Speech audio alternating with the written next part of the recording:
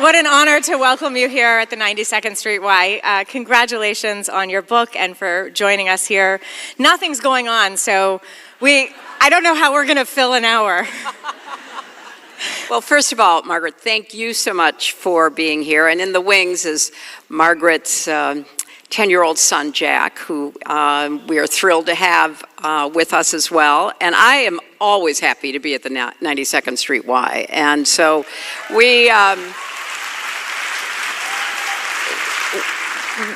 if you've watched Margaret's show, which I highly recommend, I find it so well done. We do have a lot of ground to cover, so we should just jump right in. When we last spoke, I had the privilege of speaking to you in September at the Clinton Global Initiatives conference, and your book had just come out. You begin your book, of course, the campaign was still going on. You begin your book and you mention in your book twice the Greek woman Cassandra, who had the curse of being able to predict the future. Actually, that was her blessing. Her curse was that no one believed her. And you have often felt likened to Cassandra, that you have sort of warned about what is going to happen in the future, and yet nobody has taken heed. So that was in September.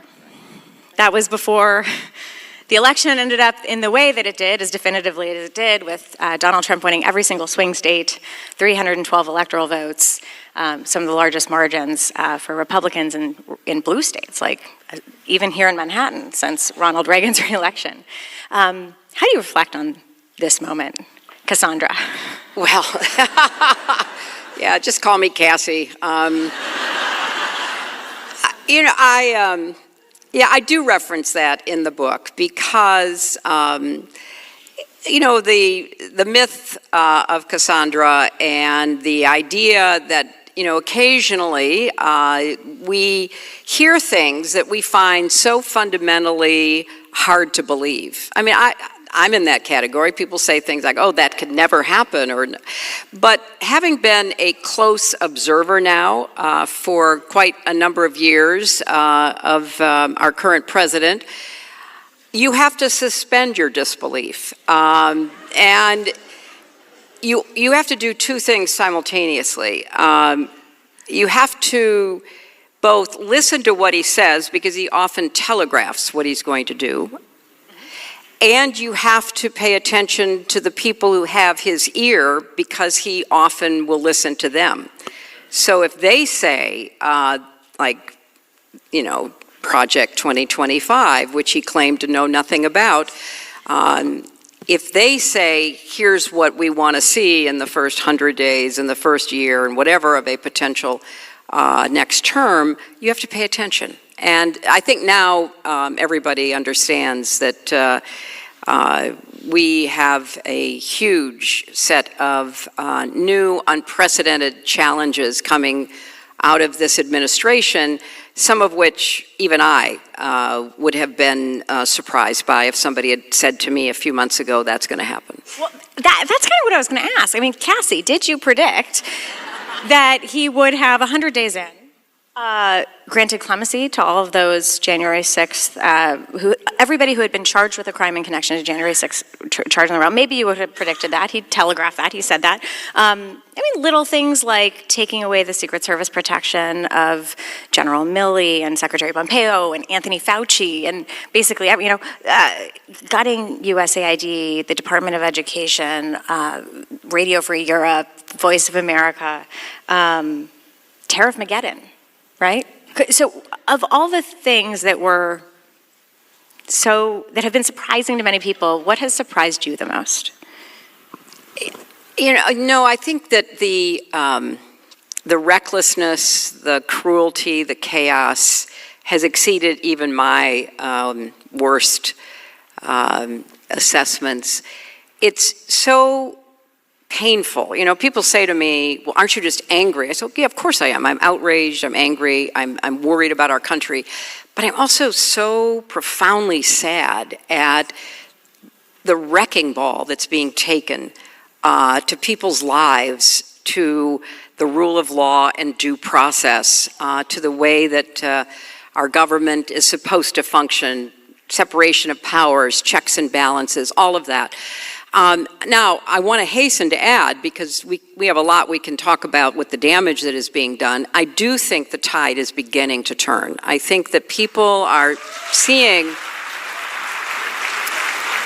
what was very hard to imagine or believe. So I do think that there is a growing awareness among the American public that the economy is being cratered. It contracted in this last quarter. The unpredictability that he has injected into the global economy is going to have far-reaching impact on people's standard of living, on the cost of things. Remember, the affordability issue is so critically important to the election. It still is to so many people.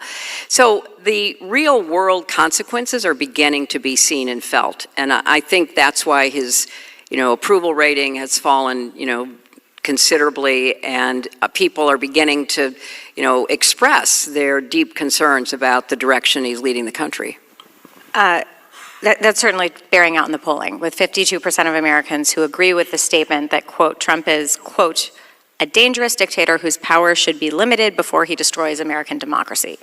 But Margaret, if you look at those numbers, and I occasionally do, just to see what's going on, if you look at those numbers, obviously they are largely Democrats and independents. The Democratic, disapproval is, in the, 90% range.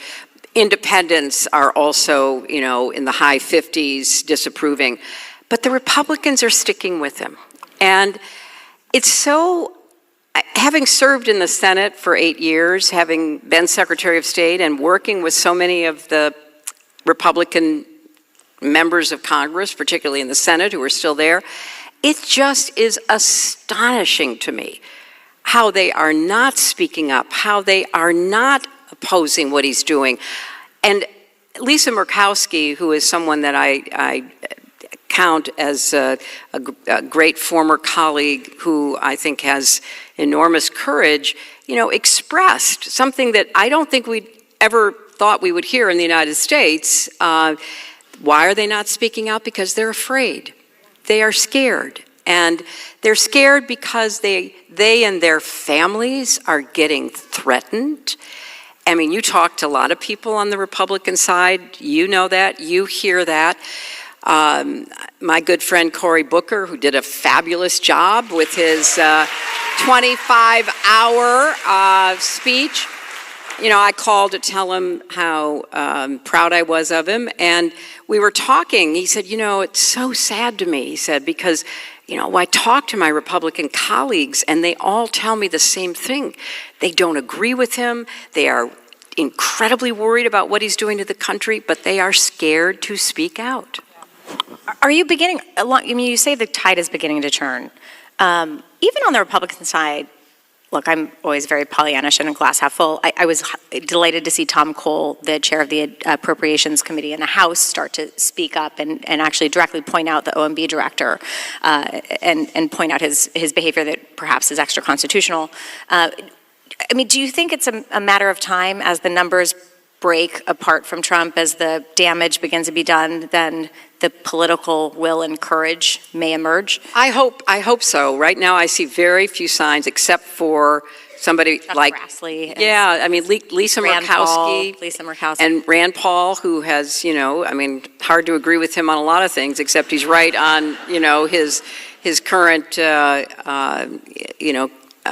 argument against Trump's economic policies, tariffs and the way that they're being implemented and what it means. The thing that bothers me is that I don't see that increasing. I see a few lone voices out there.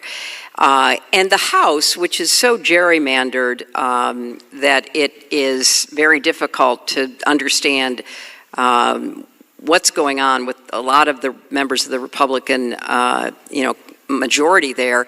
But I really feel that the numbers are going to finally break through to them, because I think if the election were held next Tuesday or tomorrow, we would win back the House. We would win back the House based on what has happened up to now.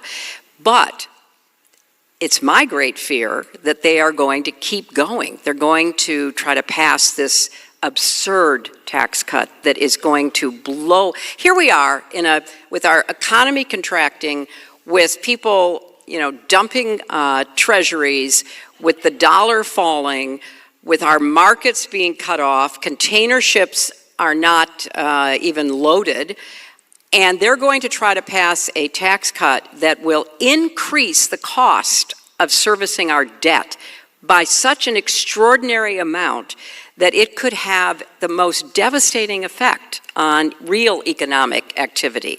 And because it will crowd out all other kinds of capital investments. So if they go forward with that, which it seems that they are determined to do, and they want to pretend that they're paying for it, which they are not, then they have to cut Medicaid. They have to try to figure out how to fool around with Social Security more. I mean, I really think their goal with Social Security was to make it so difficult for people to interact with the Social Security Administration and to slow down the delivery of checks that they would actually claim they were saving money because checks weren't going out. They're playing all of these games with people's lives and with the future of our economic, potential as a nation. So honestly, I think that it would be, the people I know who are still there, they would never vote in the way that they're voting, but we'll see whether they have any conscience or any courage or any common sense. You talk about in the book, and we talked about this previously, you call the Republican Party Putin's GOP. Of all the tremendous accomplishments of the first 100 days of the second Trump administration, the one thing that he has not achieved is peace in Ukraine in a day. And so Vladimir Putin. You had to sit across the table from him. He has a particular affection for you. What's happening there from your assessment? I mean, really, with your keen understanding of them and the dynamics on the ground. And what do you think is the best possible outcome? It's so interesting because it started off really grimly. I mean, the disgraceful way Trump and Vance treated Zelensky in the Oval Office. I'd never seen anything like that. Hope I never will again. And the kinds of positions that Trump was taking, which are right off of, Putin's wish list. I have this feeling that, because he wasn't able to resolve it quickly, like he said he was going to, and that he kept claiming that there would be, peace within days, and it would be a great peace deal, and he kept telegraphing, negotiating points. And this poor man, Steve Witkoff, who is, let's remember, the special envoy to Ukraine, the special envoy to the Middle East, and the special envoy to Iran. So, as Secretary of State, could you just explain, if you're Marco Rubio, right, if you're the Secretary of State, you know something about the position, so what do you do with that? I mean, you actually had a special envoy to Pakistan and Afghanistan, so how does that work if you have a special envoy to all the other regions of the world that are important? Well, you had special envoys and you had whole teams. Like, Witkoff showed up in the Kremlin last week without his own translator, which meant that he was totally dependent upon Putin's translator. I mean, you can't make this up. And so, and then he goes to, I was in a meeting the other day talking about the Iran negotiations, because I actually started the first Iran negotiations when we got global sanctions on Iran, which I still think is, the best way to deal with Iran. It's not just the United States. You have to get everybody on board, much harder now. And we were talking about, Rubio and Witkoff show up to negotiate with the Iranians over their nuclear program, and the Iranians sitting across the table are like nuclear physicists. They understand enrichment, the percentages that you get to that make it, weapon grades and all the rest of it. And you've got Marco Rubio and Witkoff and nobody else. I just don't understand I mean, now he's moved his national security advisor, Mike Waltz, to the UN. And so now Rubio is both the Secretary of State and the national security advisor. The only other person who had that position, both of them, was Henry Kissinger. And somehow I don't see the parallels.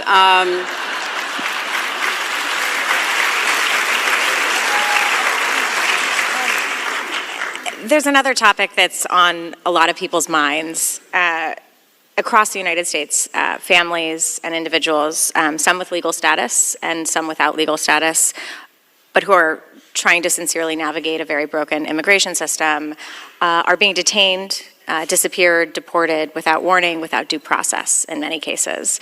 Of course, this is focused on the most high-profile case, which is Kilmer Abrego Garcia, who the Supreme Court has, of course, weighed in and said that the Trump administration must facilitate his return from the terrorism confinement center, this maximum security prison in El Salvador, where he is being detained.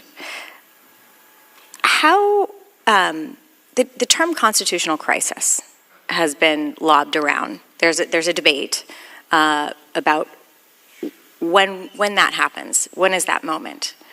Right. Between the separation of powers and whether the president is going to listen to the courts. How close do you think we are? Well, I do think we are close, and I have been encouraged by the number of different judges who have been reaching the same conclusions. Just today, a Trump-appointed federal judge in Texas enjoined the Trump administration from using the Alien Enemies Act, which requires that you be able to say that you're facing an invasion in order to suspend due process, which is what they've tried to claim. And this judge said, no, what's happening is not in any way consistent with the law, and you are enjoined from using that as the basis for denying migrants and others of due process. So there now have been numerous judges, appointed literally by all the recent presidents, who have rendered decisions. We do have one 9-0 Supreme Court decision that facilitate the return decision.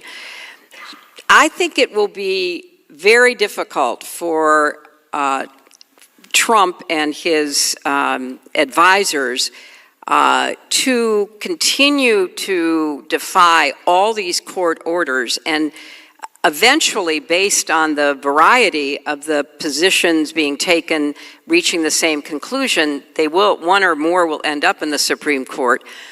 And so the Supreme Court will, I hope, take more direct language to enforce its orders. And then I think, Trump, as I said earlier, you've got Democrats, obviously, but a big, now a significant majority of independents expressing disapproval of Trump. And you still have a lot of the Republicans hanging on to their support for him. But if the Supreme Court, with its very conservative majority, makes an order, that will break through to people. That will break through even to members of Congress who so far have either been silent or compliant. And it will break through to the more general public. And that's when we'll find out whether we have a constitutional crisis or not. And I'm obviously hoping that, the angels of their better nature prevail, and that they will not defy the Supreme Court, that they will not defy the order. What bothers me is you have a Justice Department which is supposed to be enforcing the law, not Trump's will, but the law. And they have shown, under this new Attorney General, very little interest in enforcing the law. So again, I have no idea what's going on behind closed doors amongst all of the, characters that are in Trump's administration, the justices on the Supreme Court, all the intermediaries who are part of the, the rights apparatus. But even they, I think, have to be extremely worried about crossing over into a constitutional crisis where the Supreme Court makes an order, where even a federal court issues a nationwide injunction, and then they ignore it. So we'll see. I mean, Mr. Abrego Garcia is still in that prison, although I guess they moved him out of the worst prison into the second worst prison to claim that they were, trying to keep him safe. But you have a very serious problem with the idea of sending anybody to foreign prisons. And now they're going to be sending people to Rwanda and to a couple of other countries that have said that they would take migrants. But you also have Trump in the Oval Office, which is why I say, listen to him, saying, we can send some of our homegrown people, by which he means, I think, citizens. To that end, I mean, perhaps it is the case that Senator Chris Von Holland was successful in his trip to El Salvador, but I noticed that the leadership in the House of Representatives on the Democratic side has now encouraged members to not go visit El Salvador, to not, is that a good idea? Or was it successful? Is it useful? I think Chris Von Holland's trip was very useful. I think it was useful in part because he learned a number of things that helped to bolster the case against what Trump is doing with Bukele. He learned that this is a contract. This is, there's something called, the Foreign Immunities Act, where you can't sue sovereign states for their foreign policy decisions. That is not a foreign policy decision if you are receiving millions of dollars in a contractual relationship to provide a service to another country, in my opinion. So I think that and other things that Chris picked up are quite useful in the ongoing litigation that we're engaged in. I don't know if it would continue to be useful if it was just a steady stream of people showing up outside the prison, but Chris Von Holland's trip was very important. It wouldn't be useful to have a series of Democrats going down. I mean, I think it strikes me that any attention down there continues to put the pressure on. Well, I think that they ought to show up at the prisons in this country where people are being detained before they're even sent. And, a judge in Vermont just released one of the students from Columbia who had shown up at his appointed time for his interview with ICE in pursuit, I think, of, a path toward citizenship. He has a green card. He's had it for years. And, his lawyers moved quickly to keep him from being sent from Vermont to Louisiana. But you have a lot of the migrants who are in Louisiana prisons right now, and the judges there are much more sympathetic to the arguments being made by Trump and ICE.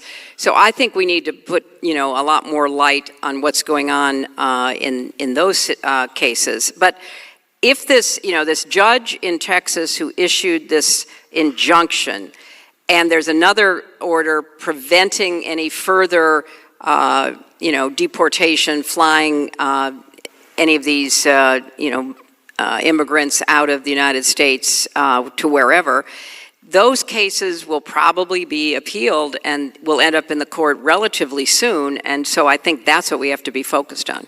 You mentioned Columbia. Columbia appears in your book because you're on the staff now. You're a professor at the School for International and Public Affairs at Columbia University. Those chapters are really focused on human rights and these leaders, particularly female leaders, from Maria Ressa, the Nobel Peace Prize laureate, who's the journalist from the Philippines, Svetlana Tikhanovskaya from Belarus, whose husband, the justly elected leader of Belarus, has been imprisoned now for several years. Talk about Colombia, and then, it's hard to avoid the fact that the president has had an outright attack against our institutions, universities chief among them. Columbia has been in the crosshairs from the beginning, as has Harvard and many other universities. So maybe first, your relationship with Columbia and what you're doing there, and then this broader attack against universities. Yeah, well, I have been a professor of practice at the School of International and Public Affairs now for, I think, 3+ years, and I teach a a course with the dean, who has appeared on this stage, Karen Yarhi-Milo, and we teach a course called Inside the Situation Room about crisis decision-making, and there we were in the middle of a crisis post-October 7th because of everything that you all know started happening with protests and encampments and other activities on the Columbia campus. And you know, obviously it was a very difficult time for any of us who were there trying to figure out how to continue to teach, how to continue to engage with students, to try to create an environment in which you could actually have conversations. And I have to say, the vast majority of students that I dealt with were absolutely receptive to that. We have a huge class we teach. It's 350 students, about a quarter undergraduates, the rest graduate, mostly from SEPA, but the law school, journalism school, other parts of the Columbia University community. And our class was still a very productive place for people to engage in asking hard questions, raising a lot of the difficult issues that were on their minds. And it was hard. The university had some difficulty trying to figure out how to deal with what was going on. We all know and saw that. But I think Trump's attack on universities and the stripping away of research funding and other federal funding is a part of a much bigger assault on higher education. And Columbia has, you know, made a lot of changes. I understand it from what I hear coming out of the... Are you seeing any of them? Yeah, they have been working hard to, you know, change some of the rules governing what is speech, what isn't speech, what's appropriate, and I think that needed to be done. And so they were in the process, as I was made aware, of trying to accomplish that. But I think that we've got to really separate out the specific concerns which I shared about interrupting classes, interrupting events, vandalism, taking over buildings. That's not free speech, and that needed to be stopped as quickly as possible and consequences expected.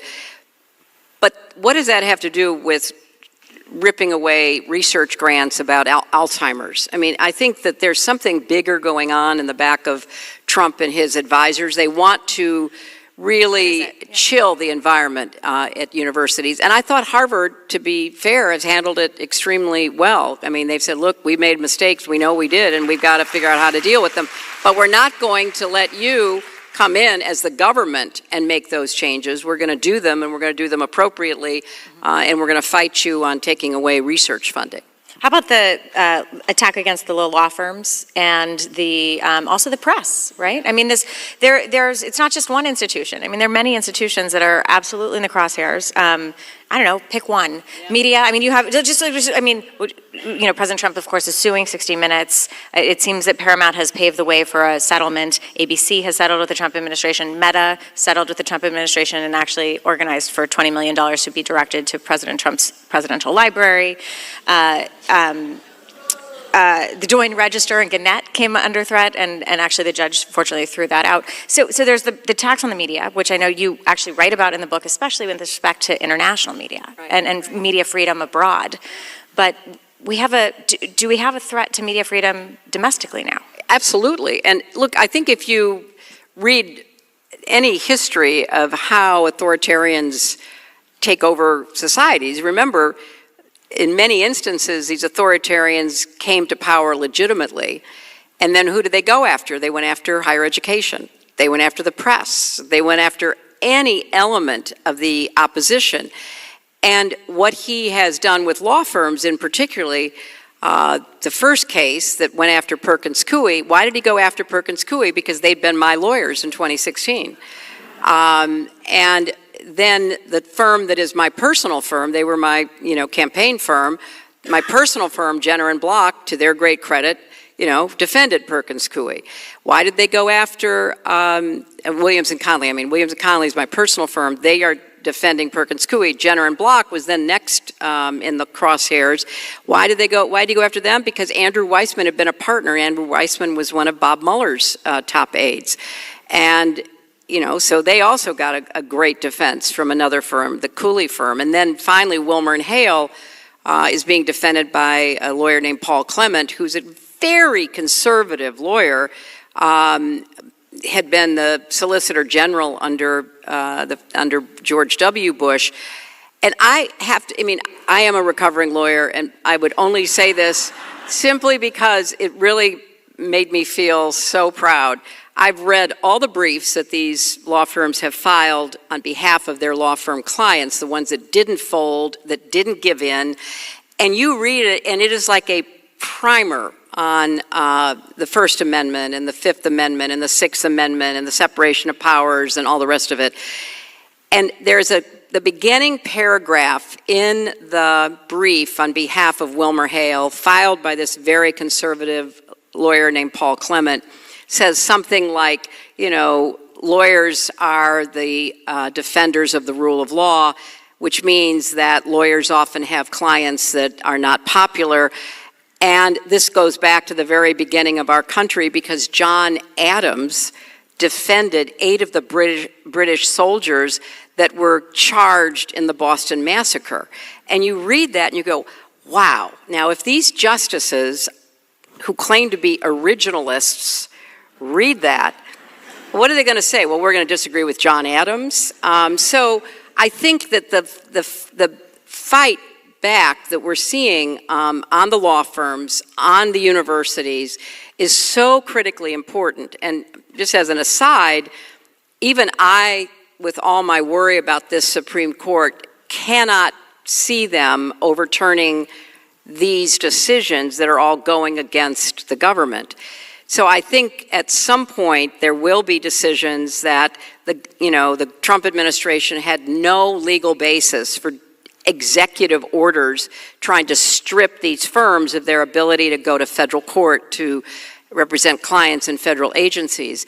And when that happens, then all the rest of these firms which made their deals, they can regain some of their honor by saying, those were coerced agreements and we no longer honor them. And so maybe that's where we'll end up, but let's hope. I'm going to go to audience questions. So if you have questions, please get them to the appropriate receptacle or vehicle.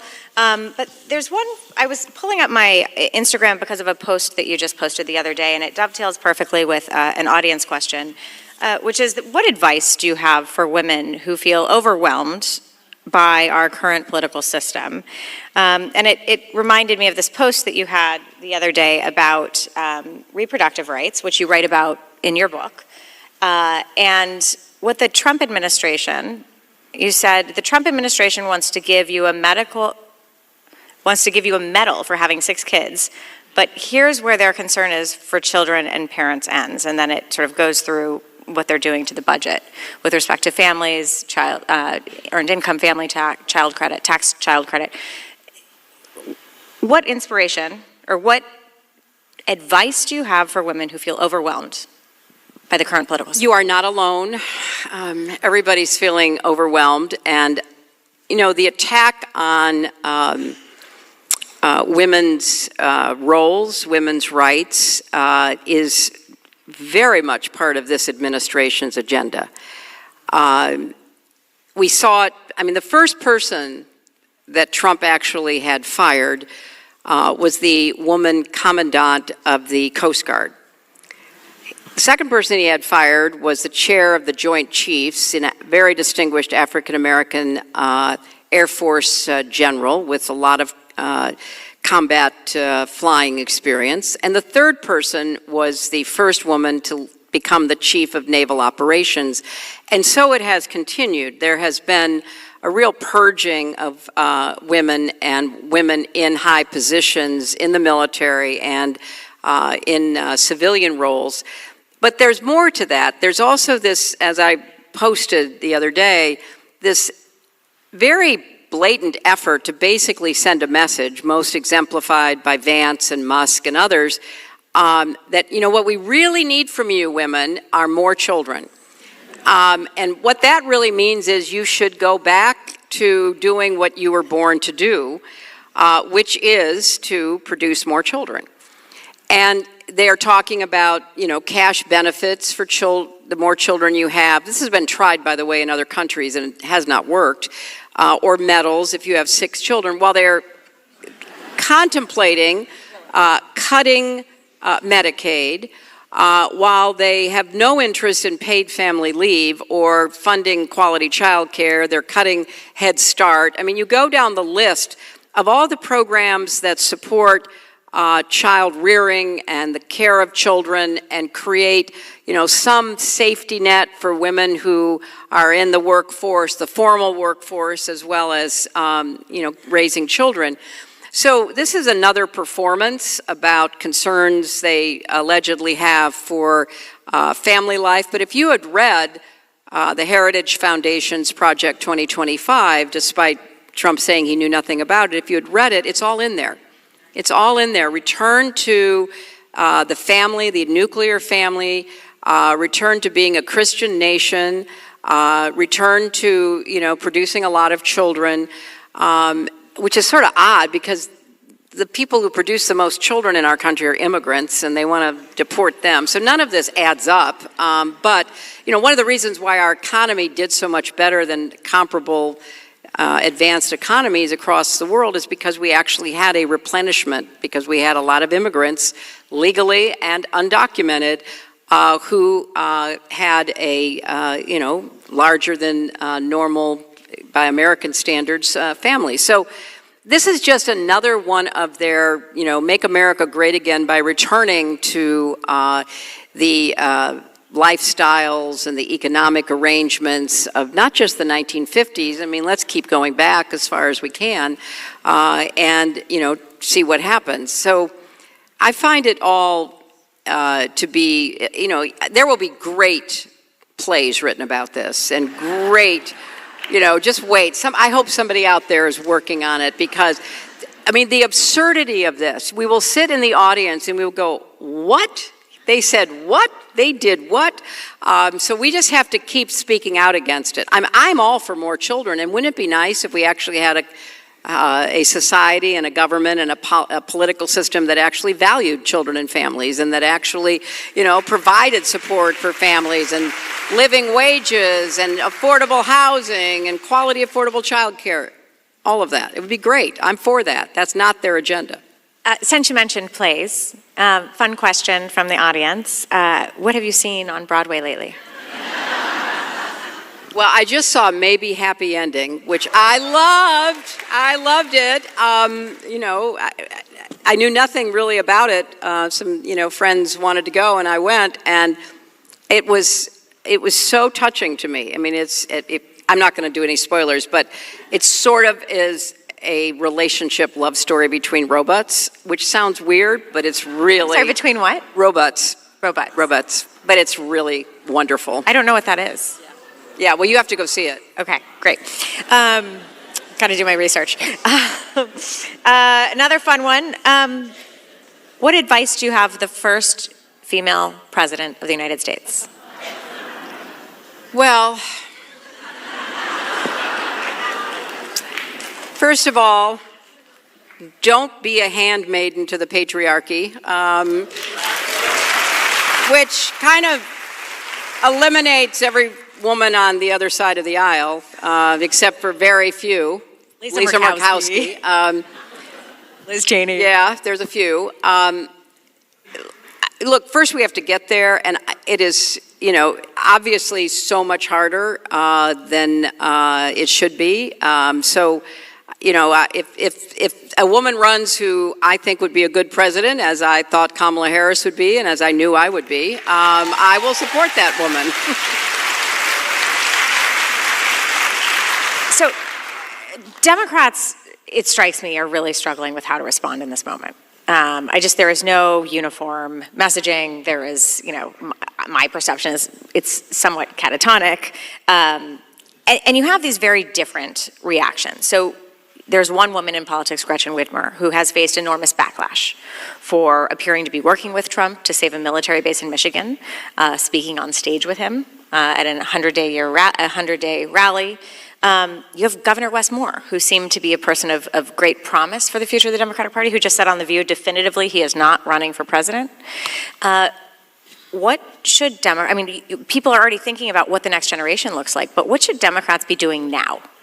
Well, first of all, I think Gretchen Whitmer did her job. She was trying to save a military base's mission. And look, I know it's complicated. I've been there. I mean, when I was in the Senate, I worked with every Republican on something. And, it wasn't always easy, but I felt like my first obligation was to produce, positive outcomes for the people I represented here in New York. And that's sometimes meant working with people who one day would say I was the devil incarnate and the next day would be co-sponsoring a bill with me. And so you just have to try to keep your focus on what is it you're trying to accomplish. And as I understand it, that is exactly what she did. And whether, people liked it or not, she got the result that she wanted for her state, which, involved a lot of jobs and economic activity. So, look, I don't think anybody who is running yet in 2027 either has actually made up his or her mind or wants to tell you if they have. So they're all trying out different approaches. They're trying, to try out different messaging, making different speeches. J.B. Pritzker made a tremendously combative and strong speech up in New Hampshire the other day. Gavin Newsom is doing podcasts trying to see how do you deal with this manosphere, which is incredibly important if you're trying to figure out how to get young men back, for example, to vote for Democrats. Well, how do you talk to them? I mean, everybody's experimenting. Pete Buttigieg is going to Iowa. I mean, everybody is sort of out there trying to get the touch and the feel, like what is actually happening in the country. And are the things that Trump is doing, which is now dropping his approval rating, really registering with people? And how do you win an election? Because, the calculations about how you put together those electoral college votes is very hard. And so I think that there is going to be a lot of testing of the waters, but we won't know really who decides to run until probably after the midterms, which really underscores the most important message. We have to win the midterms. We have to take back the House and see what we can do in the Senate.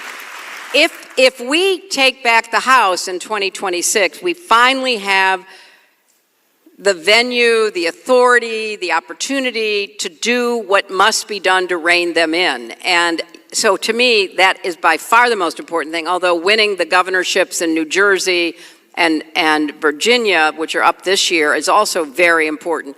At the end of the day, we will defeat these people by winning elections. I mean, even if we win every court case, we still have to figure out how to get that enforced. Even if the press does lots of exposés, you're dealing with an administration that has no shame. They don't care that they are, being seen as corrupt or cruel or whatever. That is kind of the brand. So we have to win elections, and that can only happen by putting forth candidates and having strong campaigns that can break through and using all of the incredible ammunition we're getting because of the decisions they're making to basically ask people, are you better off now than you were? Is this what you voted for? Did you vote for tariffs that are going to make everything more expensive? Is that what you voted for? Did you vote for stripping people of the due process that is enshrined in the Constitution? Did you vote for doing away with all foreign aid so that we're no longer trying to stop epidemics that come from other parts of the world or even know that they're on their way? Did you vote for that? And most people are going to say, well, no, I didn't vote for that. I voted to get my egg prices down or whatever they voted for. And so I think we have a great opportunity, but that's what I'm staying focused on.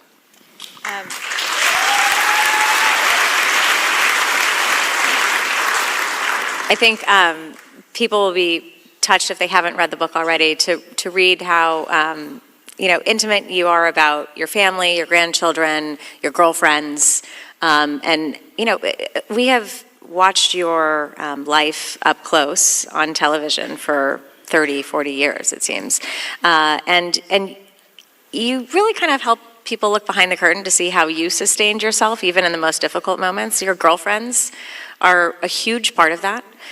It's kind of amazing to me for how well you are known, how little known some of the friends that you write about in this book are, that you really have these very deep, intimate, it's not a surprise you have deep, intimate, important relationships, but like really meaningful ones that are, talk about your girlfriends and how they've sustained you spiritually. You know, when I was writing this book, my publisher said, sort of write a book like you were at a dinner party talking to people, about your life and what was important to you. And I started thinking, obviously, my family, my faith, my work, but my friends. My friends have been such a big part of my life, and I am so fortunate to have friends that I still am in touch with all the time. From literally every stage of my life, going back to elementary school and all the way through. And I just don't know what it would have meant for my life if I had not had this extraordinary group of friends from all stages, here in New York, all the way back to growing up outside of Chicago, who, show up for me, or maybe I don't even see them that regularly, but it's always wonderful when I do. And I just think talking about what friendship meant to me was very much a part of the story I wanted to tell, because yes, people see the public persona, they see me in the arena, but they don't see me when, I go out to dinner with my friends or go on vacation with them, or, are there for them when they lose somebody that they love, or are there for their family when we lose them. Yesterday would have been the 78th birthday of my best friend from childhood, a woman named Betsy, who I write about. And one of her daughters started a charity in memory of her mother. And it's every time you went to Betsy's house or you traveled with Betsy, she'd always say, are you warm enough? I don't know why, but that was like her deal. Are you warm enough? And, whether you would say you were or not, she'd always hand you a blanket. And so her daughter, Haley, started this charity called Betsy's Blankets. And what they do, they're in the Chicago area, is they provide air mattresses, they provide bedding, they provide blankets to homeless shelters, to domestic abuse shelters, to, families that are burned out of houses, they don't have anything. And, they've just been an incredibly wonderful mission to try to both honor her mother, my friend, by helping other people. I just find that, when all the rest of the world is going crazy, think about people you love, you care about, that are important to you.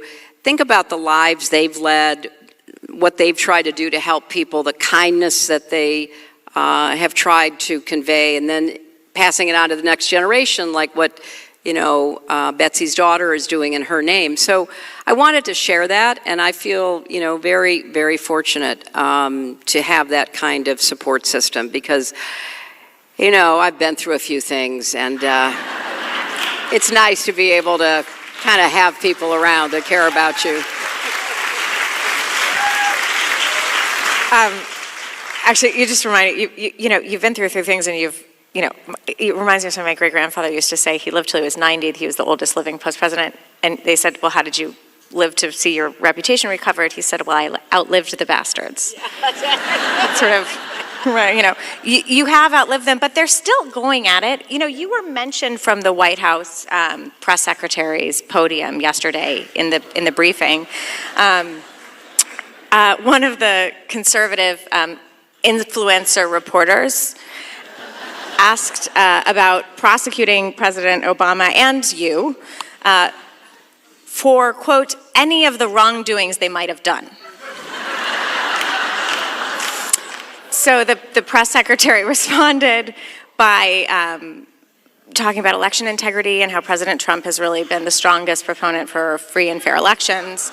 And then a follow-up question specifically asked to make sure, because his audience wanted to make sure that Hillary, quote, is not just getting off scot-free after knowing what it was not grammatically correct. This is a direct quote. Not getting off scot-free after knowing what her and the DNC did leading up to the 2020 election. And then he cited Hurricane Crossfire and the Steele dossier, which of course was the 2016 election, but whatever.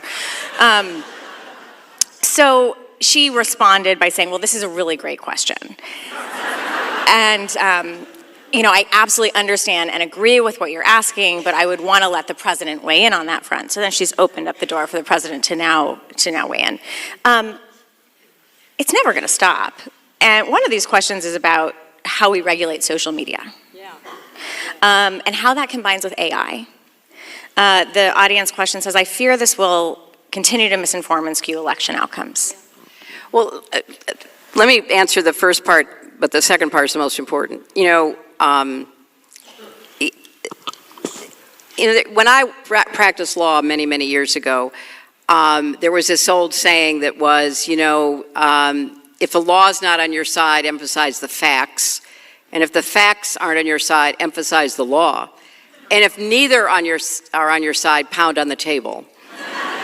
And I actually tried some cases in Arkansas way back when where literally that's what the other side did, was pound on the table. And every time I hear something like that, I think, I'm back in a courtroom and, somewhere in Arkansas. They're pounding on the table because they have neither the facts nor the law. And this is their mindset. And,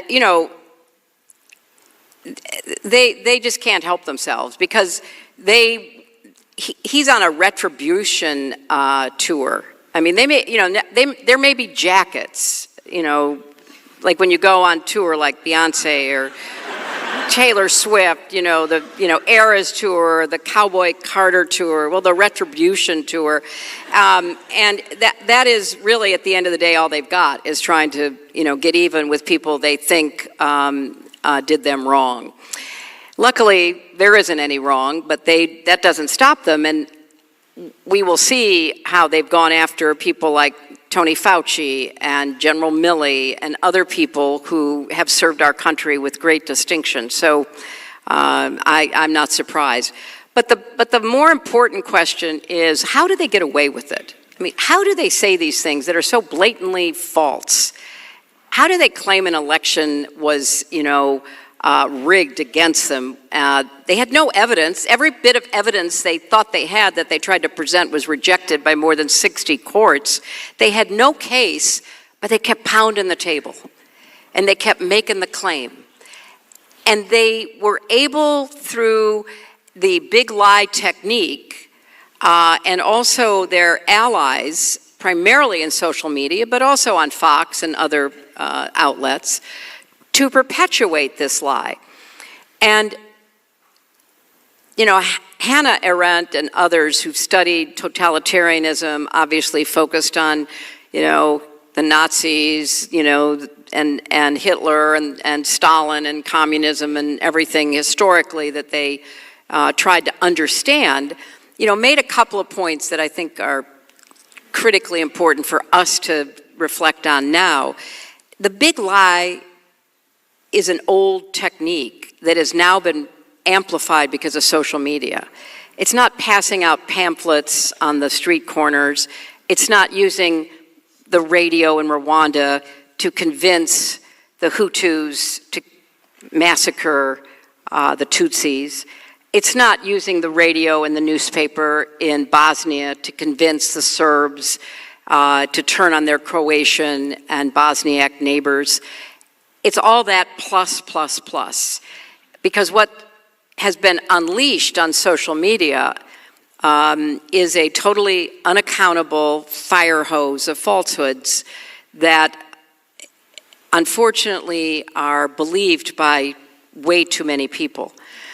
I saw that for the first time in my 2016 campaign. I had never seen really anything like it. I mean, all of a sudden I'm, imprisoning children in the basement of a pizzeria and things like that. I mean, people believed that. They still believe that. And when you ask them why, they often said, because I saw it on the internet. And as it's gotten more and more obvious that the companies that own these platforms are not going to take any responsibility for the content which appears on them, that just opens the door to so much abuse. And what I now am very worried about is the role that AI will play in furthering that abuse. I mean, it's one thing if, we worry that AI, because it's gobbled up all of the information that's already out there, it's going to have biases because the information which comes from human beings has biases. But if the algorithms, as they are now on social media platforms, are used within AI to promote the biases, then, somebody writing a term paper who tunes into Joe Rogan to see a debate about whether Churchill was the aggressor in World War II, then goes to AI, and AI has picked that up, and so AI says, well, some people say Churchill was the aggressor, or now because Donald Trump and his, spokespeople are on the record saying that, Putin didn't really invade Ukraine, then you go to AI, and AI says, well, people say Putin did not invade Ukraine. As Hannah Arendt said, that, the big lie was not always to convince you to believe that lie. It was to throw up so much confusion you no longer believed anything. And we're now, some historians, philosophers, others say we're in a post-truth world. What does that mean? Well, you can get truth by going to his social media platform. You can go to for Truth Social. You go to social media, and that's where you get your truth. And apparently, that's where a lot of people get their truth. Yeah, that's where they get their truth. One more serious question and then a fun one to end. You mentioned, the big lie. You mentioned the chatbots. I mean, the chatbots at one point leading up to this election, actually, if you asked it who won the 2020 election, they said, well, it was sort of disputed and it wasn't clear. Like they wouldn't, they got called out on it, Sam Altman fixed it, and then eventually it said Biden won the 2020 election. But it took a minute.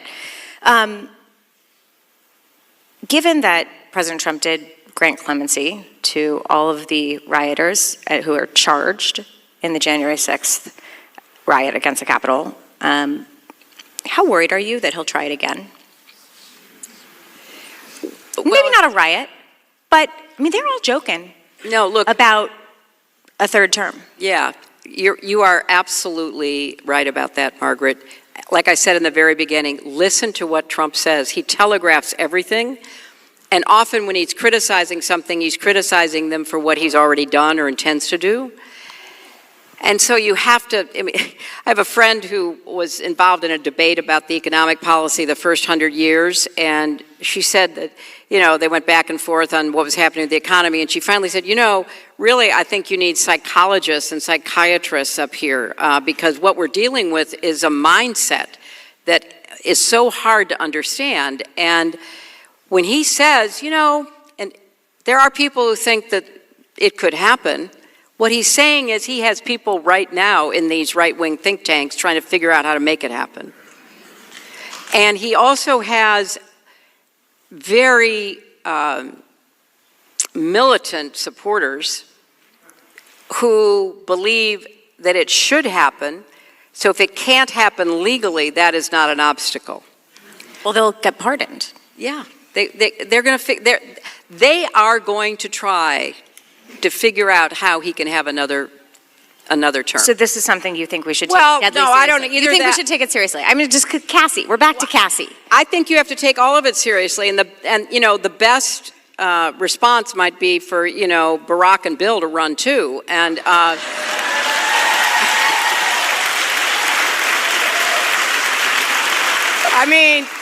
Okay, take your choice. Who do you want for a third term, people? If this is where we're heading, we're going to break the Constitution, give people a choice. This is so nuts. I feel embarrassed talking about it, but I think you have to face up to it. They are going to try. They are going to try to do that. Don't you think? How do we not take seriously what has already happened once? Yeah, and you raised the point about the, the rioters.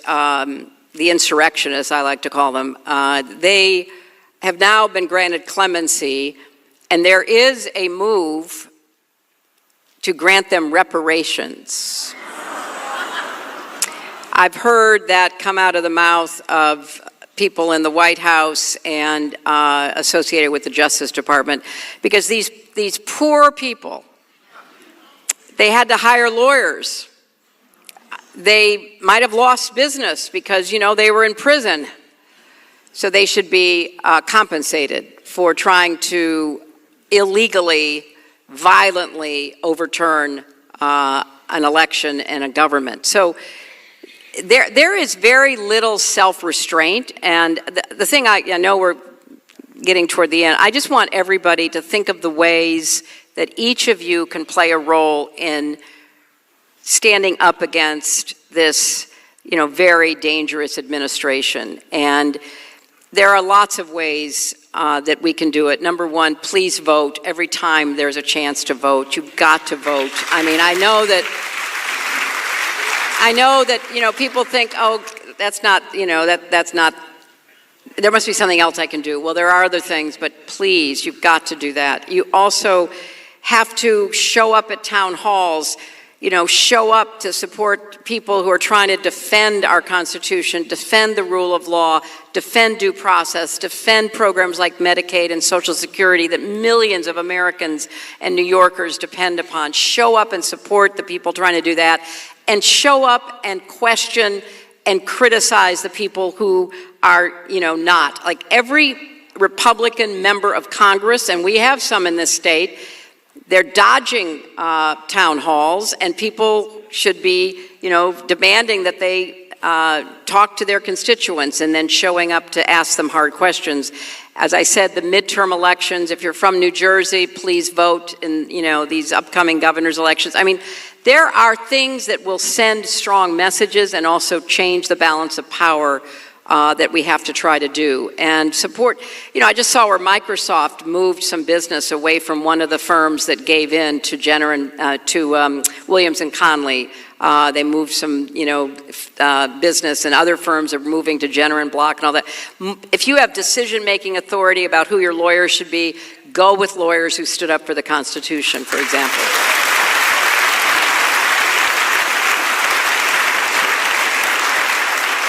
Secretary Clinton, I think it's been everybody's great privilege to be able to be here with you and to be able to hear you talk about your book and also hear you in this moment. So thank you for joining us here at the 90s. Thank you all very much.